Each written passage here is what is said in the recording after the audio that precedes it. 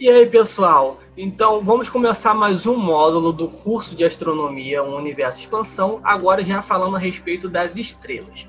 Mas antes de começarmos a falar diretamente sobre as estrelas, nós vamos dar um pouco assim uma passeada na estrutura e na evolução do universo em si. Então vamos falar um pouquinho de nebulosas, um pouquinho de galáxia, um pouquinho do Big Bang, que nós veremos com um pouco mais de detalhe nas aulas finais.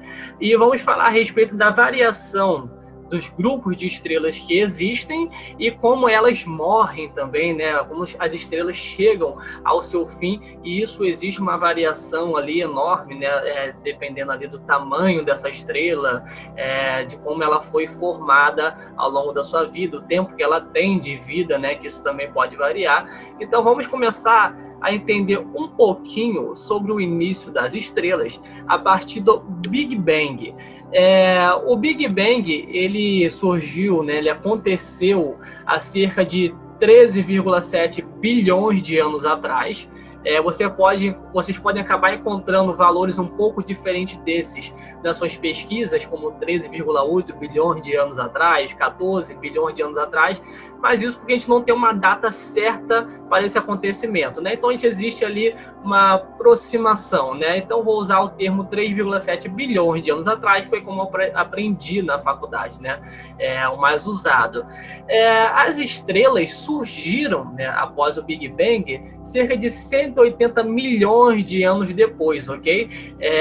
Antes disso, o universo era bem escuro, era um pouco caótico e simples também, porque você não tinha tanta variação, né, de gases, de componentes químicos. E isso faz com que as primeiras estrelas a surgirem no universo fossem simples também, né? O universo, no início, ele tinha em abundância, né, o gás mais simples e que preenche, né, mais o universo, que é o hidrogênio, né?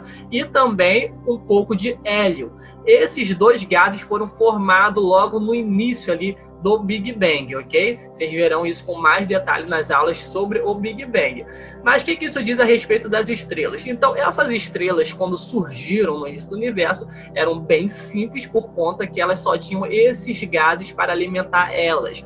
Os outros gases que nós conhecemos hoje, que estão na tabela periódica, como o cálcio, o oxigênio, o nitrogênio, o hidrogênio, até o ferro, foram produzidos no núcleo das estrelas, né? Então, as primeiras estrelas se formaram e dentro do núcleo delas começaram a fundir esses elementos mais simples, formando elementos mais complexos, ok?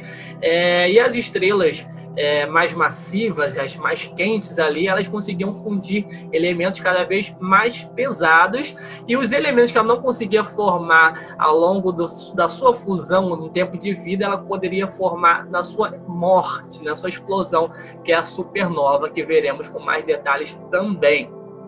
Então, o que acontece?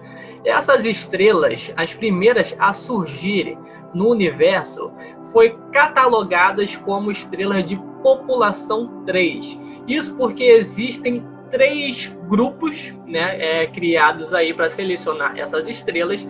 Esses 3 grupos são chamados de estrelas de população 3, de população 2 e de população 1. As estrelas de população 3 são aquelas que são as mais antigas do universo, né? São as mais simples, as que surgiram logo após o Big Bang, né? As estrelas de população 2 são as que vieram depois, e as de população 1 são as mais recentes, né? Como as que temos hoje aí. E apesar das estrelas de população 3 serem as mais antigas do universo, ela não a mais antiga já observada, né? A estrela mais antiga já observada, há 13,2 bilhões de anos que ela existe, ela é a estrela de população 2. Isso porque nenhuma estrela de população 3 foi encontrada, né? Nunca observamos estrelas tão antigas e tão distantes assim. Então a gente segue essa base para poder diferenciar os primeiros ciclos, os primeiros grupos de estrelas dentro da astronomia. Mas como surgem essas estrelas, né? Então, como o universo surgiu e tinha essa grande quantidade de gases e tudo mais, é daí que acaba se formando, né? As estrelas são grandes bolas de gases, né? Que quando elas chegam por algum fenômeno, né, esse gás começa a se juntar em algum lugar ali, algum ponto comum, e começa a se tornar cada vez mais massivo e atrair mais e mais gases, né? E quando eles chegam a um tamanho o suficiente, né, um tamanho grande, densidade ali para poder já gerar essa gravidade, agrupar tudo direitinho ali, essa estrela ela basicamente liga, né? Ela tem essa reação que se chama fusão nuclear, que é o que basicamente acende a estrela e passa o estado físico dela de gás a plasma, ok? É o que a gente vê, o estado da estrela é um plasma. Então a estrela não é uma bola em fogo, é uma bola em chamas. Vocês talvez já tenham ouvido alguém perguntar ou feito já essa pergunta a si próprio, né? Por que então, se o vácuo, né, o vazio, o espaço não tem oxigênio, como é que uma estrela consegue pegar fogo, né? Tendo em vista que a combustão, né, o que alimenta o fogo é o oxigênio. Isso porque uma estrela não é uma bola de fogo, é uma bola de plasma, né? É um gás superaquecido. Então você tem alguns estados da matéria, né? Você tem o sólido, você oferece energia, calor ao sólido, você tem o líquido, você oferece energia, calor ao líquido, você tem o gasoso e você oferece essa energia para o gasoso e você tem o plasma, ok? Geralmente na escola a gente acaba se prendendo aos 3 primeiros, mas o estado da estrela é o estado de plasma, o estado físico dela, ok? Então não é uma bola de fogo. As estrelas, a princípio, eu vou diminuir aqui um pouquinho para vocês conseguirem ver a imagem, elas acabam surgindo dessas grandes nuvens de gases, assim, quando eu digo grande, é grande mesmo, né? Essas nebulosas estelares têm anos-luz, né, de comprimento, né? Ela tem centenas, dezenas, muitos e muitos anos-luz de extensão, e é onde acaba surgindo dessas nuvens de gases as primeiras estrelas desse sistemazinho aqui. Não que essas estrelas estejam interligadas, né? Esse seria o caso dos aglomerados, ok? Estrelas que elas nascem ali bem próximas uma das outras, mais ou menos na mesma idade, como o caso das Pleiades, ok? E outros aglomerados que a gente consegue observar por aí, mas não é o caso, né? As nebulosas, elas fazem essas estrelas, cada pontinho de luz aqui é uma estrela que vai sendo formado, né, ao longo dela, usando esse gás como combustível, e vocês conseguem identificar essas nebulosas, inclusive com os seus telescópios aí, né? Vocês conseguem perceber, e eu tenho 2 telescópios aqui atrás, e vocês conseguem ter imagens dessas, como essa aqui, a nebulosa da cabeça de cavalo, com o seu telescópio, né? A gente vai falar a respeito disso na aula sobre telescópio e astrofotografia. Essa imagem aqui foi tirada pelo Hubble, mas você também consegue tirar uma foto do quintal da sua casa de imagens como essa, ok? Então, as nebulosas vão oferecendo esse gás, né, esse combustível aí para a estrela começar a se formar. Eu deixei alguns outros exemplos aqui, ó. A nebulosa de Órion, né? Você pode ver aqui o tamanho colossal dela e as estrelinhas aqui, ó, em volta, né? Então são estruturas muito grandes que existem no universo. Aqui, ó, mais uma nebulosa estelar que dá origem às estrelas, né?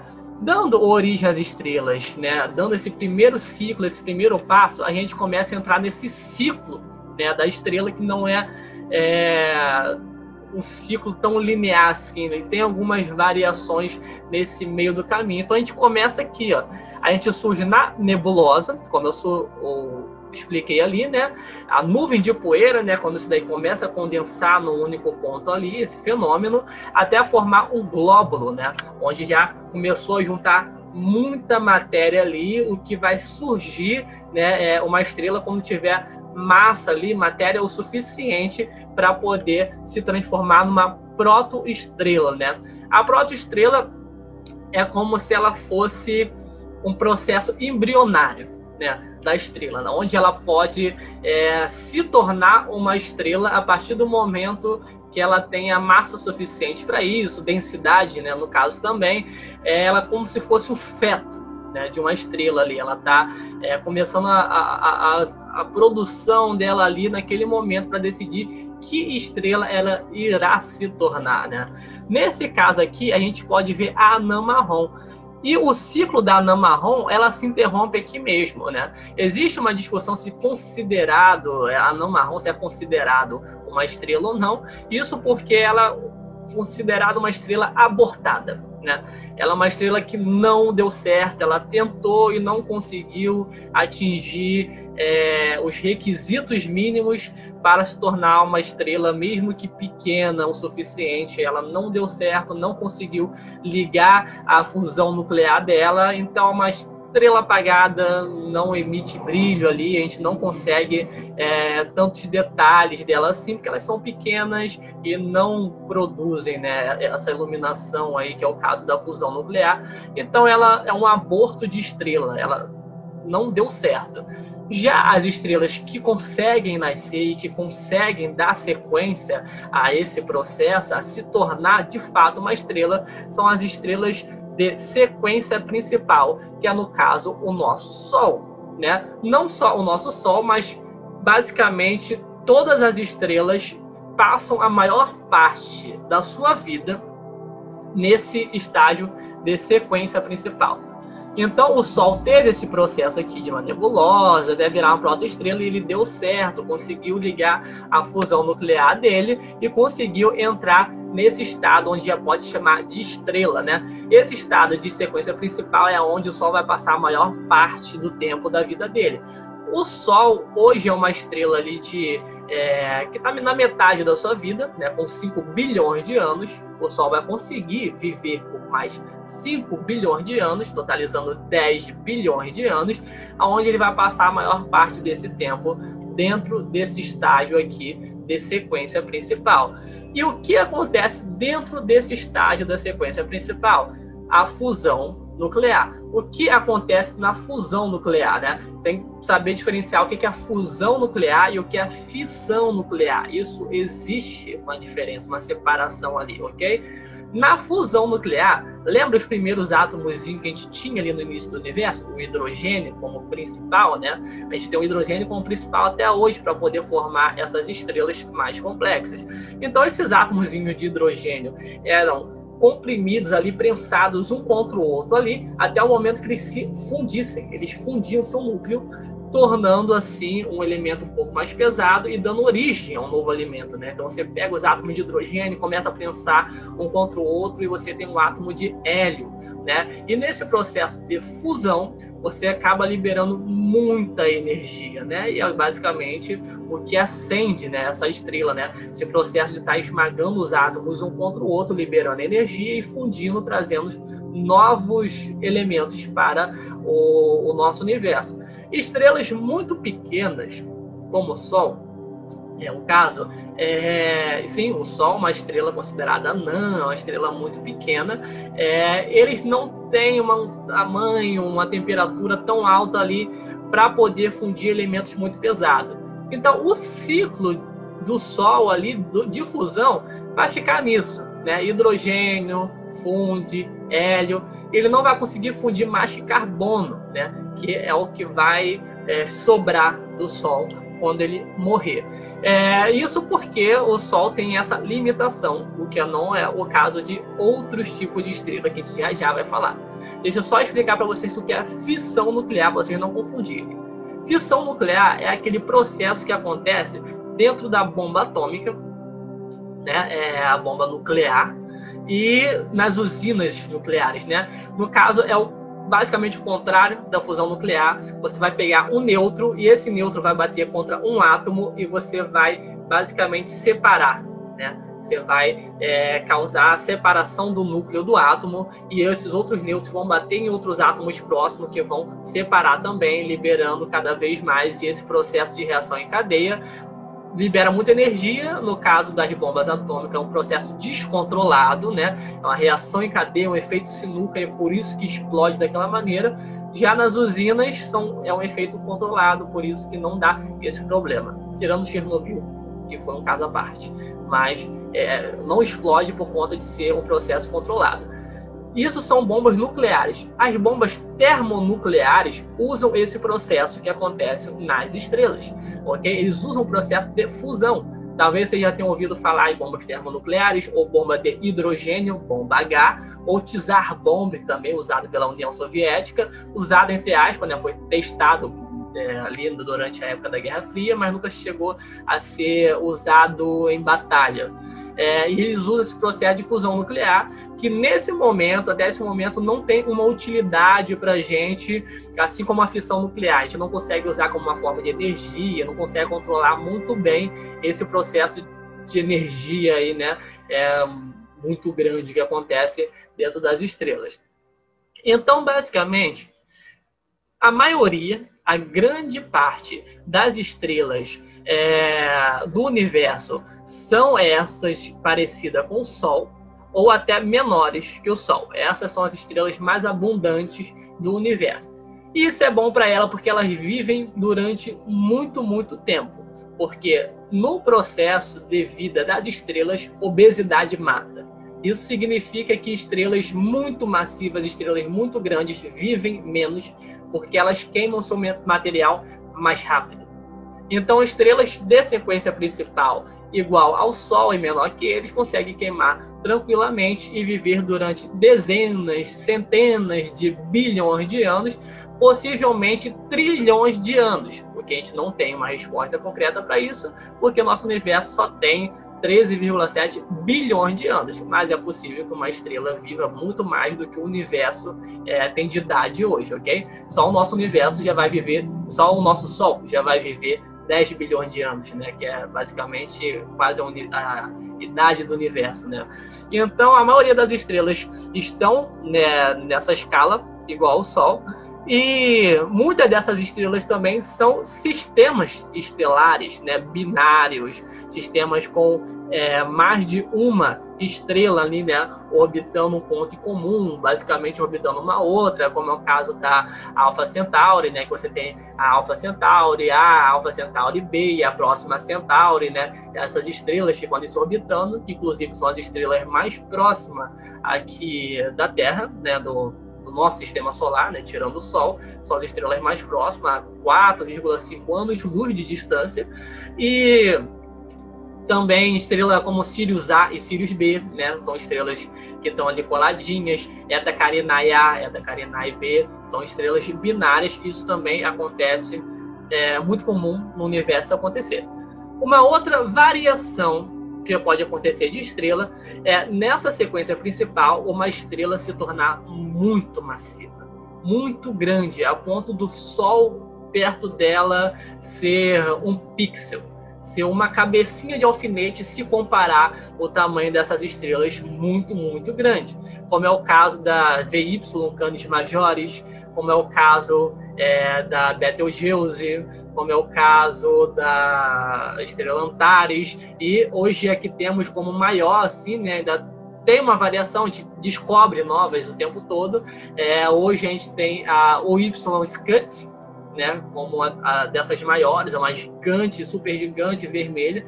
São estrelas incríveis. Eu vou deixar um videozinho rolando daqui a pouquinho para vocês terem essa base de comparação. São estrelas extremamente gigantes e isso influencia no tempo de vida delas, porque estrelas muito grandes sobrevivem por pouco tempo, né? Elas vivem por pouco tempo, só que elas conseguem ser mais produtivas.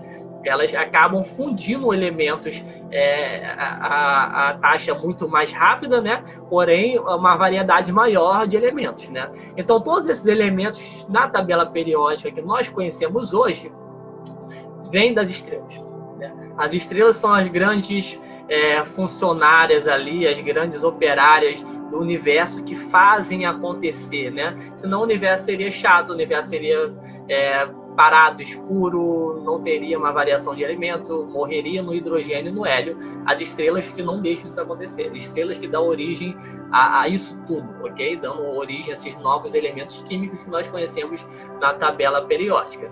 Então, o que acontece? Ela vai queimando, vai, né, pressionando esses elementos e produzindo cada vez novos e produzindo essa energia, o que acaba matando uma estrela, o que acaba sendo veneno para a estrela é quando ela começa a produzir ferro. Ok? Isso porque ela não consegue fundir ferro, né? Ela consegue usar ferro como combustível. Então, quando uma estrela supergigante começa a produzir ferro no seu núcleo, os seus dias estão contados. Né? Ela vai começar a morrer a partir dali. Significa que vai parar ali? Não exatamente, porque tem um processo de morte dela, a supernova, que vai conseguir, em uma alta temperatura, uma alta explosão, fundir esses elementos que faltavam e distribuir para o universo. Mas a gente vai chegar lá. O que acontece quando as estrelas começam a morrer, no caso das estrelas parecidas com o Sol e menores que eles, depois de bilhões de anos, e nas estrelas supermassivas, gigantes, com apenas alguns milhões de anos, né, que ela acaba vivendo ali, porque ela morre rápido, a gente também tem uma variação de coloração nas estrelas, né, por causa dos seus componentes químicos, principalmente por conta da sua temperatura. Então, dentro do espectro eletromagnético, né, a gente tem, considera as cores do arco-íris, né, as cores que vão do vermelho até o azul-violeta, né. Então, as estrelas, né, as cores que tendem ao vermelho são as de menores temperatura. E as cores que tendem ao azul, elas têm a maior temperatura, ok? Isso é padrão, não é só para as estrelas. Por mais que a gente associe o vermelho a cores quentes, na verdade o vermelho é uma cor fria, azul é a cor mais quente. Então, dentro das estrelas, né, quando a gente consegue observar que uma estrela é vermelha, essas são as estrelas de baixa temperatura, não significa que elas sejam frias, que elas são muito quentes, só que são comparadas com as outras estrelas de baixa temperatura, estrelas laranjadas, amareladas, né? E quando você começa a ir para o tom esbranquiçado, azulado, essas sim são as estrelas mais quentes que existem, né? O caso, por exemplo, de Eta Carinae, né? A constelação ali próxima a Cruzeiro do Sul, né? E essa estrela é terrível, ela, né? Muito agitada, muito brilhosa, muito quente, e ela vai explodir uma hipernova, né? Um dia isso vai ser surreal. Então, quando as estrelas começam a morrer, essas estrelazinhas aqui parecidas com o Sol, ela entra nesse ciclozinho aqui, ó, a anã branca e a anã negra, ok? Vou pegar aqui, ó, essa anã branca vai ser o destino basicamente do Sol. Isso porque quando o Sol começar a morrer, ele vai começar a entrar num processo de gigante vermelha, que é o que está aqui, ok? O Sol vai começar a crescer e possivelmente engolir a Terra, né? Ele vai começar a terminar ali aquele combustível que ele tem armazenado, o hidrogênio, começar a queimar seu hélio, e a estrela vai começar a expandir, vai engolir Mercúrio, vai engolir Vênus, possivelmente a Terra também. Então isso daí vai dar uma mudança drástica no nosso sistema solar como nós conhecemos hoje. Essa estrela vai ficar enorme, né, o nosso Sol, e isso se aplica às outras estrelas também nesse processo de morte, e ela vai começar a ejetar seus gases para fora, formando uma nebulosa planetária. E já mostro para vocês a imagem de uma nebulosa planetária, ok? E quando ela começar a formar essa nebulosa planetária, ela vai começar, né, a encolher ali até que ela termine a sua vida como uma anã branca. A anã branca é basicamente o que sobrou da estrela, é o núcleo dela. É um núcleo, uma estrelinha bem compactada, densa pra caramba, e é basicamente o que sobrou, porque todos esses gases já se foram, né?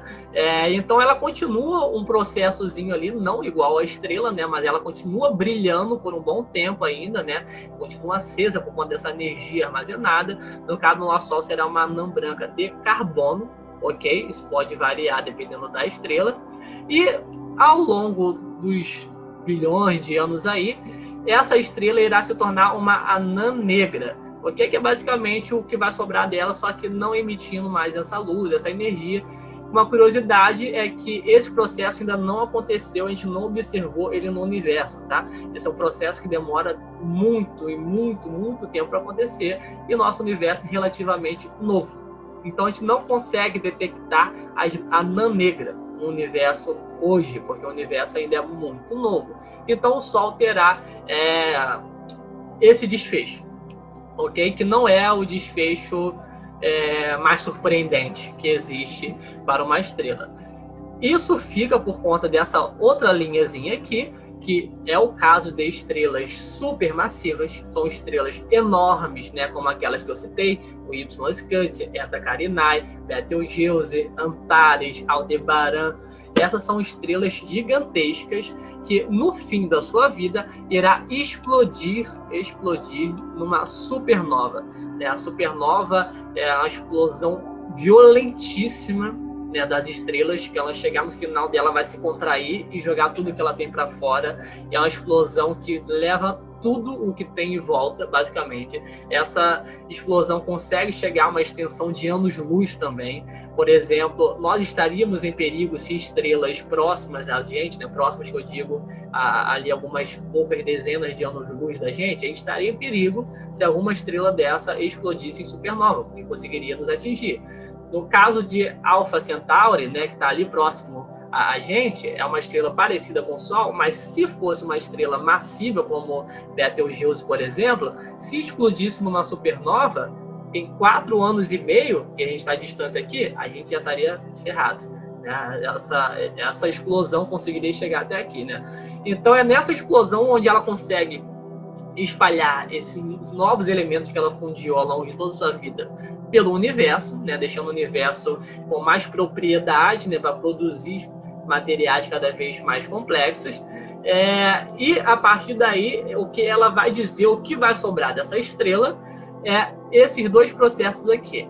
A estrela de nêutron, ok? Não é exatamente igual a anã branca, igual vocês estão vendo aqui, que elas parecem um pouco, é uma estrela muito, muito, muito densa, é um núcleo muito denso, onde todos esses átomos estão extremamente esmagados ali dentro. Então elas são estrelas pequenas, com alguns poucos quilômetros, menores que os planetas, geralmente ali, são estrelas muito pequenininhas, só que tem uma densidade muito, muito forte, né? Isso porque massa, volume é diferente de densidade, né? A gente pode pegar, por exemplo, uma bola de isopor gigante aqui, de 1 kg, e pegar uma bolinha de ferro bem menor, de 1 kg também. Botar as duas na água e a bola de isopor irá boiar e a bola de ferro irá afundar. Isso porque esse material tem densidade diferente, né? Uma tem 1 kg comprimido em um espaço menor e a outra tem 1 kg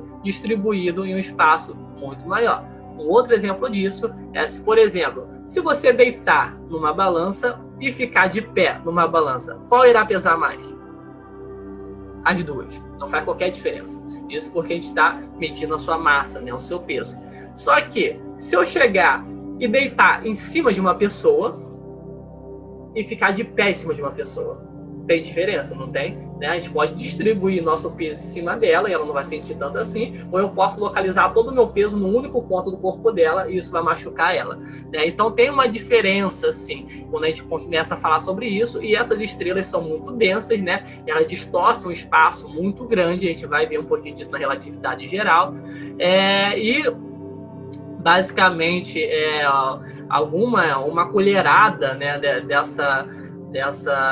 do material dessa estrela pesaria centenas, milhares de toneladas aqui no planeta Terra, ok? Um outro processo que essas estrelas podem acabar tomando é o de um buraco negro, né? Que aí começa a ficar muito mais legal a gente estudar, né?